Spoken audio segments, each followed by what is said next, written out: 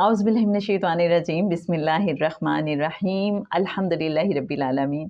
اللہم صلی علی محمد النبی الامی وعلی آلہ وصحبہ وبارک وسلم۔ محترم خواتین و حضرات، السلام علیکم۔ آقا صلی اللہ علیہ وآلہ وسلم کی دنیا میں تشریف آوری کے حوالے سے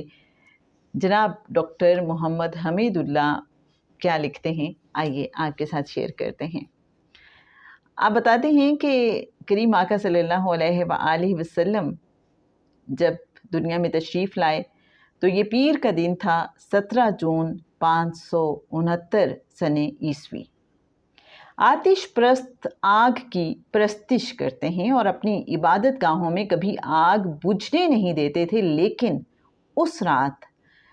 مدائن کے پائے تخت کی سب سے بڑی عبادت گاہ کا آتش کدہ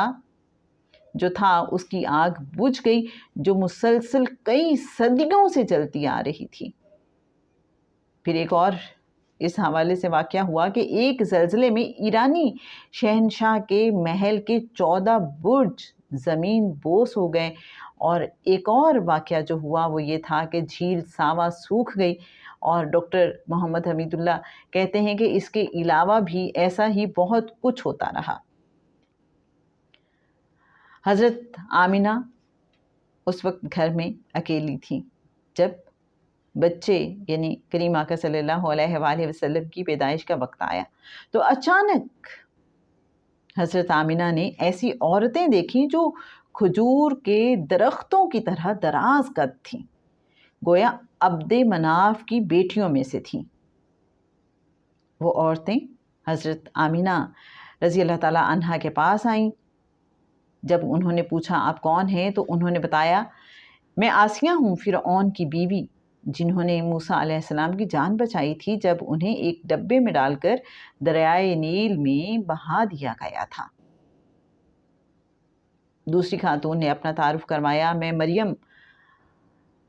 علیہ السلام ہوں، حضرت عیسیٰ علیہ السلام کی والدہ، اور اس کے علاوہ جو خواتین تھیں وہ جنت کی حوریں تھیں۔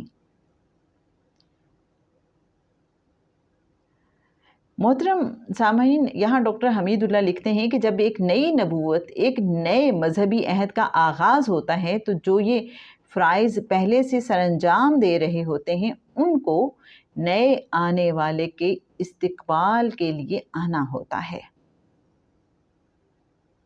ایک خاتون کے ہاں جو بچے کی پیدائش کے مراحل سے گزر رہی ہو، موسیٰ علیہ السلام اور عیسیٰ علیہ السلام تو نہیں آ سکتے تھے، لہٰذا بی بی آسیہ اور بی بی مریم نے ان کی نمائندگی کی۔ اب فرشتوں نے حضرت آمینہ کے جسم مبارک کو پروں میں چھپا لیا اور بچے کی ولادت ہوئی، جو پیدائشی مختون تھے، اور زمین پر حالت سجدہ میں آئے، اور آپ نے شہادت کی انگلی اٹھائی ہوئی تھی جیسے ایک خدا کی شہادت دے رہے ہوں۔ آپ کو ایک سفید بادل نے ڈھانپ لیا تھا اور لمحے بھر کے لیے آپ کو چھپا لیا تھا، اور پھر ایک آواز آئی، انہیں مشرق اور مغرب میں لے جاؤ اور سمندروں کے اندر، تاکہ ساری مخلوقات، فرشتے، جنگلی جانور، پرندے، مچھلیاں اپنے نئے پیغمبر صلی اللہ علیہ وآلہ وسلم سے شناسائی حاصل کر لیں۔ جب بادل منتشر ہوا اور بچہ دوبارہ نظر آیا تو ایک اور بادل نے اسے ڈھانپ لیا، اور ایک آواز نے حکم دیا، آپ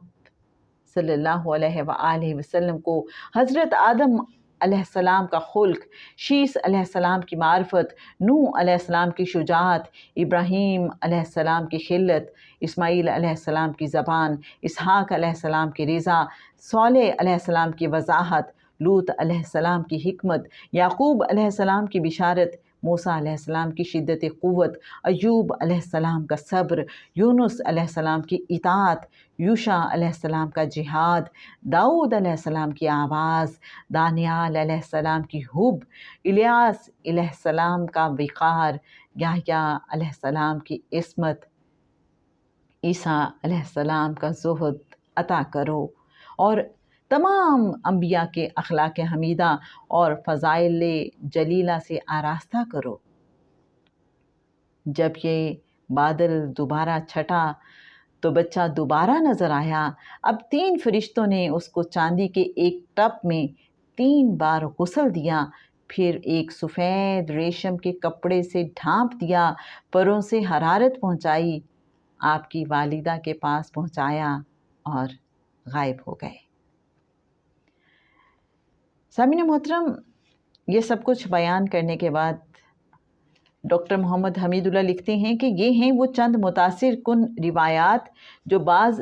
سقہ بند مصنفین نے لکھی ہیں، اور اس کے بعد انہوں نے اس کے مختلف حوالے بھی اپنی کتاب میں دیے ہیں۔ انشاءاللہ آقا صلی اللہ علیہ وآلہ وسلم کی سیرت مبارکہ میں سے